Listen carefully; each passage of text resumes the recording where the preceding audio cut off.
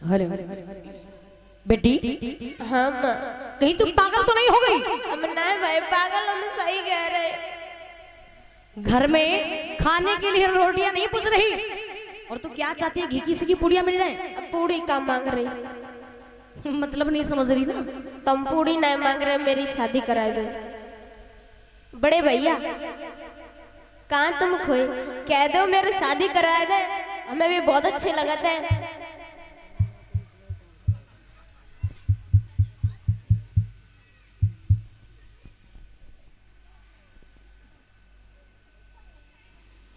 ध्यान दे लली, हमें लगता भैया खुशी ज्यादा है।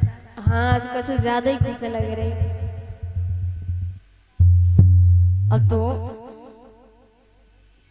मैया मतंगी ने बेटी प्रकृति से कहा, प्रकृति हाँ माँ। कहीं तू बाबरी तो नहीं हो गई? नहीं हम बाबरे नहीं भाई। क्या तुझे वो साधु मिले? सुनो अम्मा, अगर तुमने हमारी शादी ना कराई तो खाना तो दूर की बात रही, हम पानी ना पिए। सही बताओ। सही बताए रे। और अम्मा सुनो, तुमने अगर मेरी शादी ना कराई तुम सूखी नारे में गिर के मर जाओगे। बनाए सूखी? बनाए सूखी। एक बूंदू पानी ना है? एक बूंदू ना है। बड़ी समझदार है। हाँ समझदार तो है। मैया ने विचार किया, आनंद को देख करके इतनी पागल है ये, क्या करूं? मेरी तो कुछ समझ में नहीं आता, क्योंकि इकलौती बेटी, अगर चच्चा नहीं करते हैं तो ये मर जाएगी और करते हैं तो ये बर्बाद। शादी के बाद क्या है?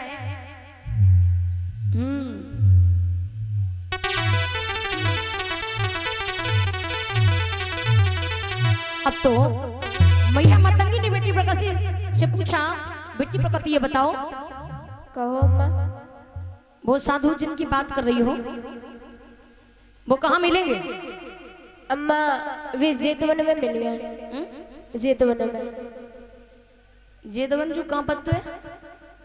जो आगे पड़त है गो, वो नहीं पे तथागत रातेंगे। श्रावस्ती में पड़ा, श्रावस्ती में। ललाकात सभी आगे पत्ते डेढ़ी बाएं पे।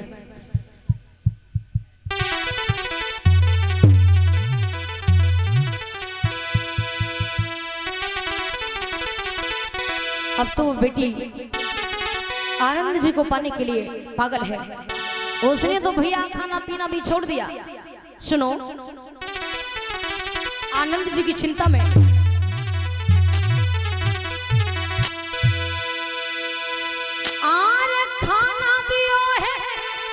और छोड़ो रे की सुनियो मेरे भाई।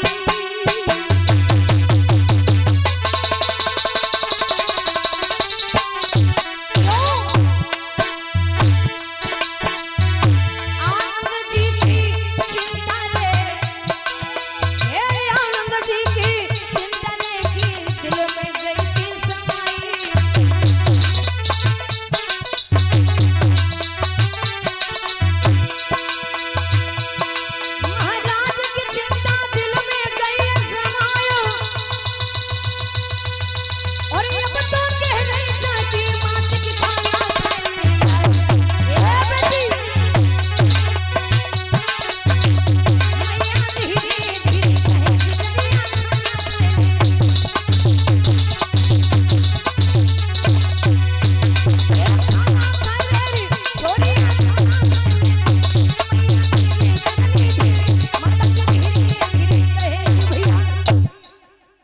जैसे ही मैया मतंगी ने समझाने की कोशिश की, पर कहां बेटी को समझ में आने वाला।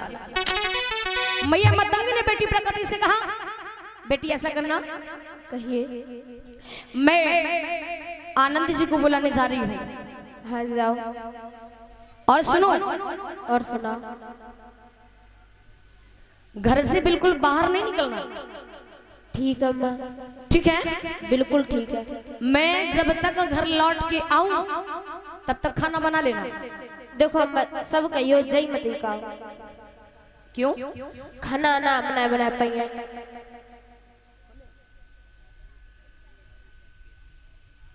और ये भैया राजू शाक्य बड़ौला से इनकी तरफ से 50 राष्ट्रीय मुद्राओं को दान प्राप्त हुआ।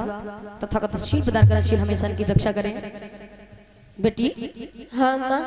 घर से बिल्कुल बाहर नहीं निकलना, ठीक। और मैं जब तक लौट के आऊं तब तक खाना बना लेना। खाना ना बनाए पाइए, खाना तुम बनाइए हुआ है। क्यों? कहीं जब तक तुम लौट गए हो तब तक हम अपना मेकअप करिए। मेकअप? हाँ। बिटिया जो कहाँ लगते हुए? जो बाजार में लगते हुए। का सब्जी की दुकान में मिलते हुए? नहीं, सब्जी की दुकान पे ना है, वैसे दूसरी दुकान होत करे। दूसरी कौन सी होते हैं? होते है, ये बात तुम नहीं जानती, तुम पे बुढ़ापो आई हो। हलवाई की दुकान में? नहीं, हलवाई की दुकान पे तो मिठाई मिलती। अम्मा तुम पे बुढ़ापो आई हो, लेकिन अभी तक तुम्हें जाना है पता चली कहाँ कहाँ मिला था। सही बात है।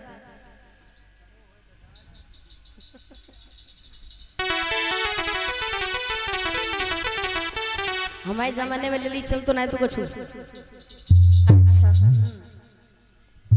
सुनो, कहो। मैया मतंगी जो है आनंद जी को बुलाने के लिए चल देती है, और जैसे जैसे धीरे धीरे जेतवन के लिए चली है, तो चाचा जी सुनिए, बड़ी खुश है क्योंकि जाकर के मैं तथागत से मिलूंगी और आनंद जी का निमंत्रण करके अपने घर वापस लौट के आऊंगी।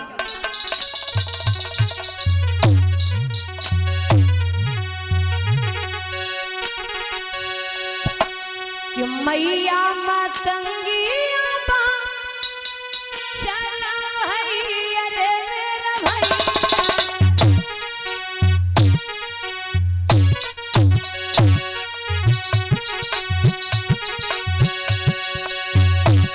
अरे मैया मतंगिया बा चला भैया रे मेरा भैया। ओई जेत बन सुधिला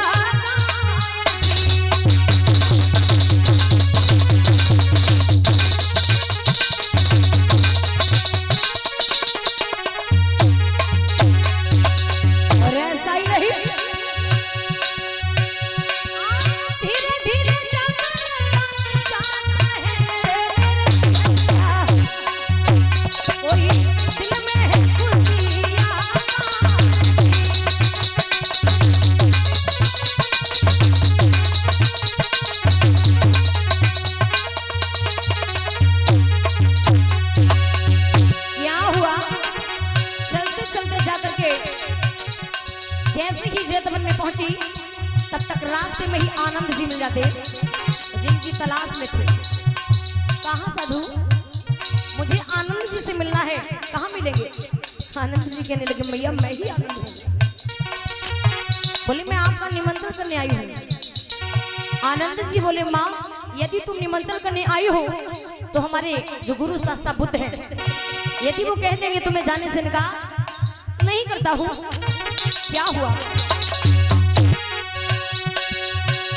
आरे धीरे धीरे चलने पहुंच गई अरे मेरा भैया। कोई भगवान का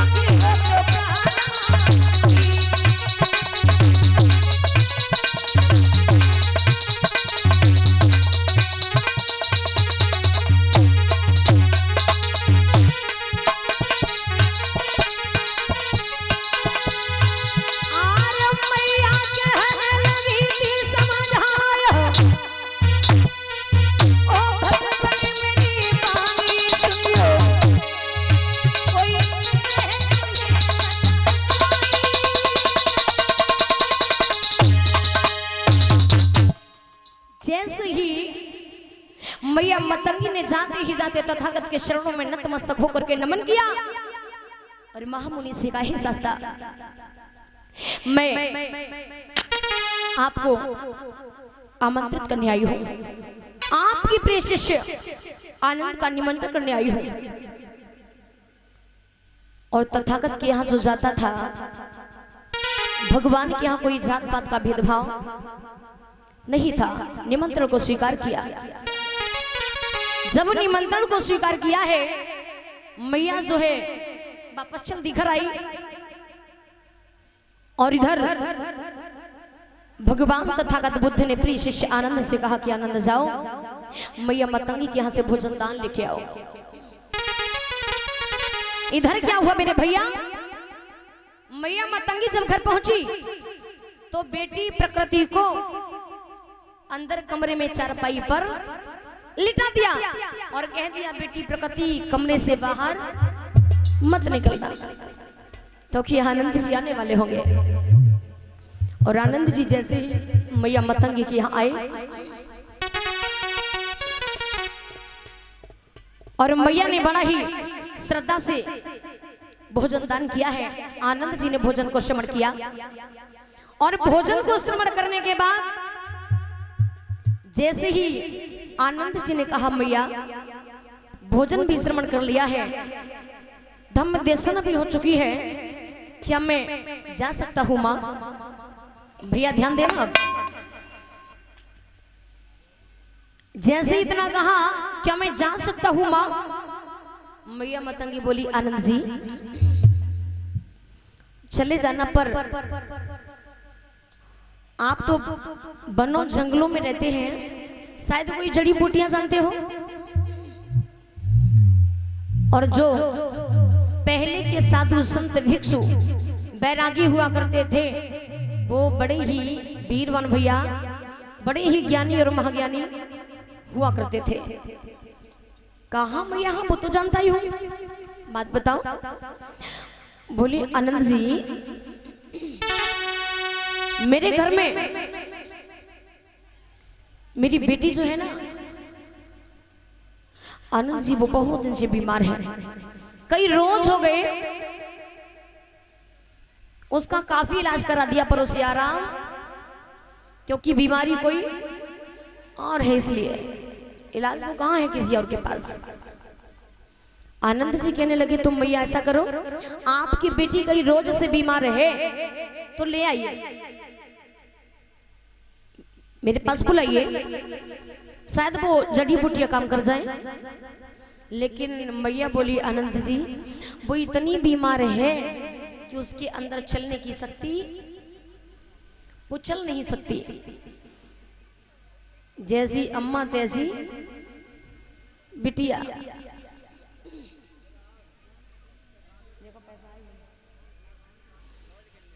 अब तो काफी भैया ले गए।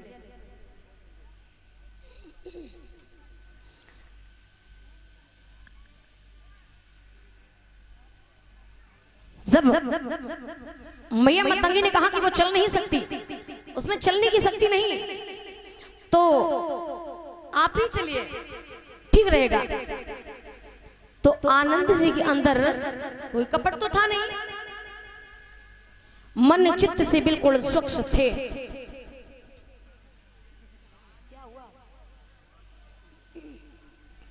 आनंद जी चल दिए, जैसे ही अंदर कमरे में प्रवेश किए तो चलते चलते जैसे ही कुछ आगे बढ़े, माताओं ध्यान दें, जैसे ही प्रकृति ने आनंद जी को देखा एकदम से झटके उसकी खड़ी हो गई और आनंद जी की बाहों को पकड़ लिया। बोले ए आनंद जी उस दिन तो निकल गए थे ना। आनंद जी कहने लगे बेटी कहीं तू पागल तो नहीं हो गई? अरे मेरी बाहों को छोड़ दे, मेरी बाहों को छोड़ दे बेटी। बेटी प्रकृति बोली साधु अरे उस दिन तो चिड़िया जाल से निकल गई थी, पर आज तो चिड़िया जाल में फंस गई, अब ना निकलने वाली है।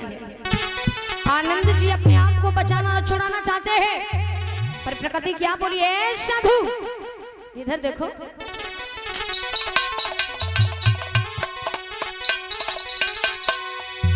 क्यों परेशान हो रहे हो, क्यों घबरा रहे हो? तन को मुस्कुराए दियो ए साधु,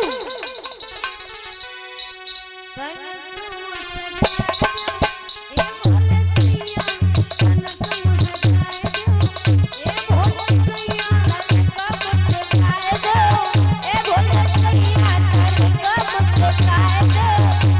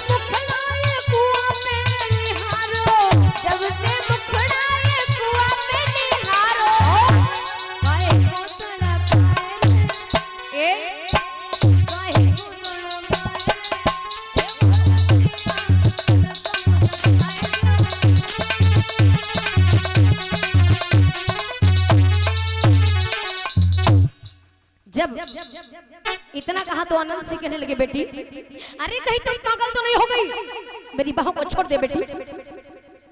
प्रकृति बोली मैया दरवाजा मत खोल देना। आनंद जी चिल्ला रहे मैया दरवाजा खोल दे माँ।